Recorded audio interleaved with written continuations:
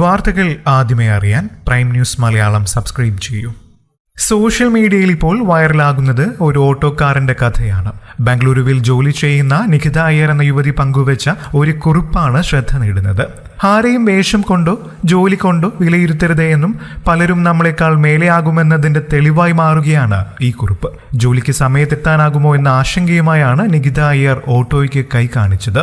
Auto അടുത്തു വന്ന് നിർത്തിയതോടെ നിഖിതയുടെ ആശയക്കുഴപ്പം കൂടി. മുടിയും താടിയും നരച്ച ഒരു അപ്പൂപ്പനായിരുന്നു ഓട്ടോ ഓടിച്ചിരുന്നത് എന്നതായിരുന്നു കാരണം. ഈ ഓട്ടോയിൽ പോയാൽ സമയത്തെത്തുമോ എന്ന് ശങ്കിച്ച് നിൽക്കവേ 74-കാരനായ ഓട്ടോ ഡ്രൈവർ മനോഹരമായ ഇംഗ്ലീഷിൽ സംസാരിച്ചു തുടങ്ങി. സാധാരണക്കാരനെ പോലെ തോന്നിച്ച ഓട്ടോ ഡ്രൈവറുടെ അസാധാരണമായ ഇംഗ്ലീഷ് പ്രാവീണ്യമാണ് നിഖിതയെ അത്ഭുതപ്പെടുത്തിയത്. നിഖിതയുടെ ഓരോ ചോദ്യത്തിനും വ്യക്തമായ മറുപടി നൽകാൻ പട്ടാഭിരാമൻ എന്ന ഡ്രൈവർ തയ്യാറായതോടെ 45 മിനിറ്റ് നീണ്ട ആ യാത്രയിൽ ഒരു അപൂർവ ജീവിത കഥയാണ് അവർക്ക് മുന്നിൽ തെളിഞ്ഞു വന്നത്. തന്റെ ജീവിതത്തിലെ ആ അവിസ്മരണീയ അനുഭവം നിഖിത ലിങ്ക്ഡിൻ പോസ്റ്റായാണ് പങ്കുവച്ചത്.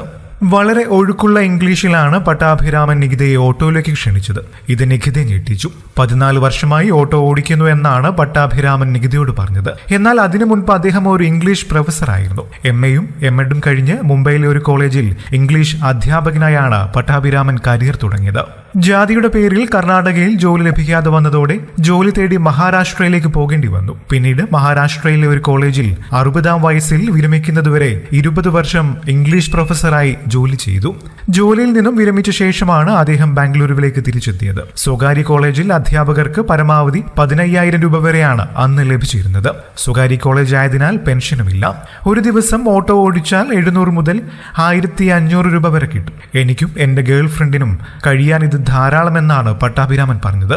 ഗേൾ ഫ്രണ്ട് പരാമർശം കേട്ട് ചിരിച്ച നിഖിതയോട് എന്തുകൊണ്ടാണ് ഭാര്യയെ ഗേൾ ഫ്രണ്ട് എന്ന് വിശേഷിപ്പിച്ചത് എന്നും അദ്ദേഹം വിശദീകരിച്ചു.